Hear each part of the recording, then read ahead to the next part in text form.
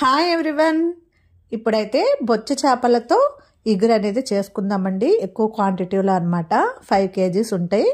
ఇవి 2 చేపలు అనమాట, పెద్దవి. వీటిని నేను ఇగురు కర్రీ అయితే చేస్తున్నాను అనమాట, ఆంధ్ర స్టైల్లో. చాలా టేస్టీగా ఉంటుందండి. పెద్దవి ఎన్ని చేపలైనా కూడా మనం ఈజీగా ఇలా ప్రిపేర్ చేసుకొని కనుక కుక్ చేసుకుంటే చాలా టేస్టీగా కుదురుతుంది. ముక్క కూడా విడిపోకుండా పర్ఫెక్ట్గా వస్తుందన్నమాట. అది ఎలా చేయాలో ఈ వీడియోలో ఫుల్గా వాచ్ చేసుకుందామా. మరి ముందుగా అయితే మేము ఎర్లీ మార్నింగ్ 4:30కి అనమాట విజయవాడలోని బీసెన్ రోడ్లో హోల్సేల్ మార్కెట్ ఉంది కదా, ఫిష్ మార్కెట్, అక్కడికైతే వెళ్ళామన్నమాట ఎర్లీ మార్నింగ్. అక్కడ చాలా క్రౌడ్గా ఉంటుందండి. అసలు ఆల్మోస్ట్ అసలు నడిచే దారి అనేది కూడా మనకి అవైలబుల్గా ఉండదన్నమాట, అంత క్రౌడ్గా ఉంటుంది. ఆ క్రౌడ్లోనే నేను ఈ వీడియో అయితే తీశానమాట. అక్కడ ఎర్లీ మార్నింగ్ నుంచే స్టార్ట్ అవుతుందన్నమాట. ఇవి గ్రేడ్ చేసేసి ఇవి మనకి సేల్ చేస్తూ ఉంటారనమాట.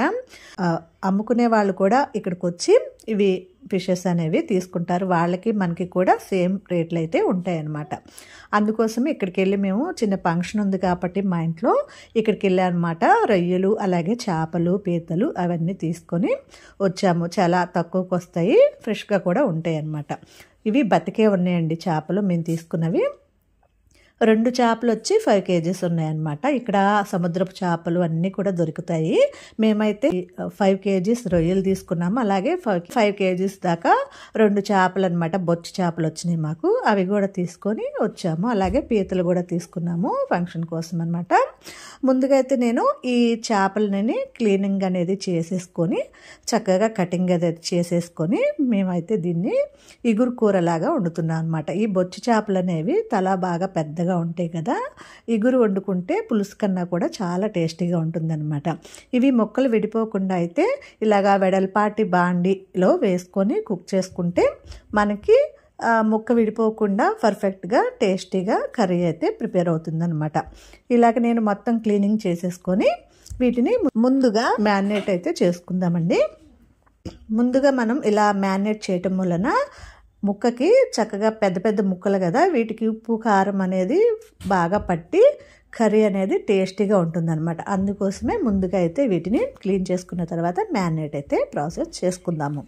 ఇందులో తగినంత సాల్ట్ అనేది యాడ్ చేసుకుందాం. ముక్కల వరకు మాత్రమే కళ్ళుప్పు కొంచెం యాడ్ చేశాను. అలాగే పసుపు కూడా ఒక 2 స్పూన్ల దాకా పసుపు అయితే యాడ్ చేసుకోవాలి. అట్లాగే దీంట్లో నేను కారం అనేది ఎండుమిర్చిని నానబెట్టి చక్కగా పేస్ట్ లాగా చేసుకున్న కారం అయితే యాడ్ చేస్తున్నానండి. 5 kgs కాబట్టి దీంట్లోకి కొంచెం కారం ఎక్కువగానే పడుతుంది. దగ్గరగా నాకు 100 grams ఎండుమిర్చి పేస్ట్ అయితే పట్టి ఉంటుందండి. కొంచెం స్పైసీగా ఉంటేనే టేస్టీగా ఉంటుంది కదా, అందుకని ఇలా మిక్స్ చేసేసుకుంటున్నాను అనమాట. మొత్తము కూడా ఈ ముక్కలకి ఉప్పు కారం పసుపు బాగా పట్టేలాగా ఇలాగా చేత్తో ఇలాగా మిక్సింగ్ అయితే చేసుకోవాలి. ఇలా చేసుకొని ఒక పావు గంట సేపు పక్కనైతే పెట్టేసుకుందాము.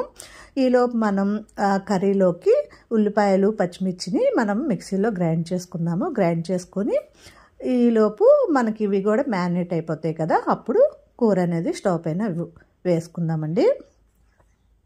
ఇలాగా వెడల్పగా ఉండే బాండి అయితే తీసుకున్నాను నేను.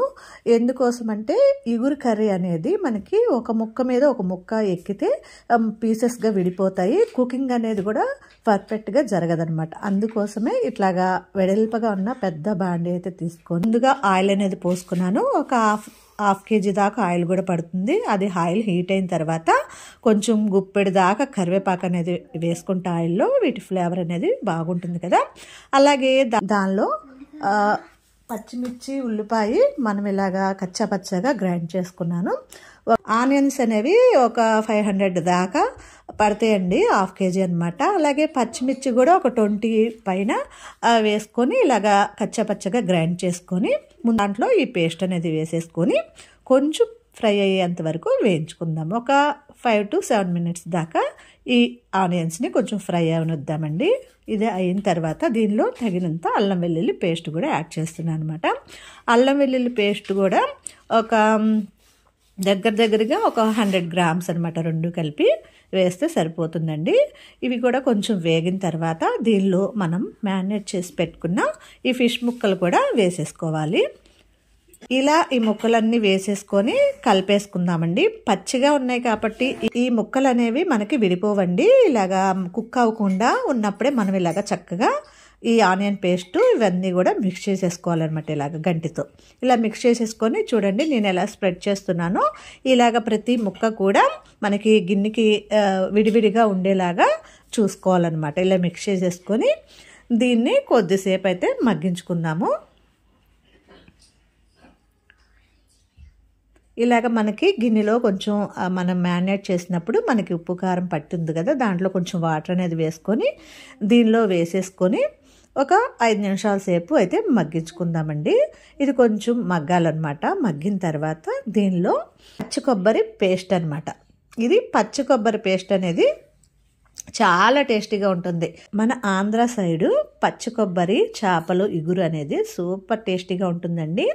దీనిలో నేను 1.5 ఒక చిప్పన్నర దాకా వేసాను అనమాట. ఈ క్వాంటిటీకి మెత్తగా పేస్ట్ చేసుకొని ఇది కూడా వేసేసుకొని చక్కగా మొత్తం కూడా మిక్స్ చేసేసుకోవాలన్నమాట. ఇలాగా మిక్స్ చేసుకొని దీనిలో తగినన్ని వాటర్ అనేది యాడ్ చేద్దాం. కొంచెమే వాటర్ పడతాయి అన్నమాట ఇగురికి. మరీ ఎక్కువ పోస్తే ముక్క విడిపోతుందండి. ఎక్కువగా పోయకుండా కొంచెం వాటర్ యాడ్ చేసుకొని చక్కగా దగ్గరగా ఇలాగా ఉడికేంత వరకు మీడియం మంట మీద ఉడికించుకుంటే మాడిపోకుండా ముక్క విడిపోకుండా పర్ఫెక్ట్గా ఉడుకుతుంది అనమాట.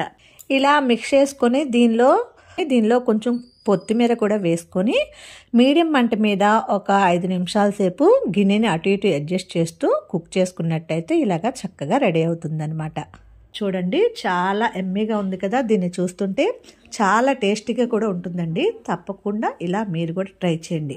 అందులో ఇది చాలా పెద్ద చేప కాబట్టి ఇంకా టేస్టీగా ఉంటుంది. ప్రతి పీసు కూడా చాలా టేస్టీగా ఉంటుంది. ఇలా చేయటం వలన ఈ చేపల ఇగురు చాలా స్పైసీగా అలాగే టేస్టీగా ఉంటుందండి. తప్పకుండా మీకు కూడా ఈ విధంగా చేసి టేస్ట్ చేయండి. తప్పకుండా నచ్చుతుంది. ఈ వీడియో కనుక మీకు నచ్చితే లైక్ చేయండి, షేర్ చేయండి. అలాగే మన ఛానల్ని సబ్స్క్రైబ్ చేసుకోండి ఫ్రెండ్స్. Thank you.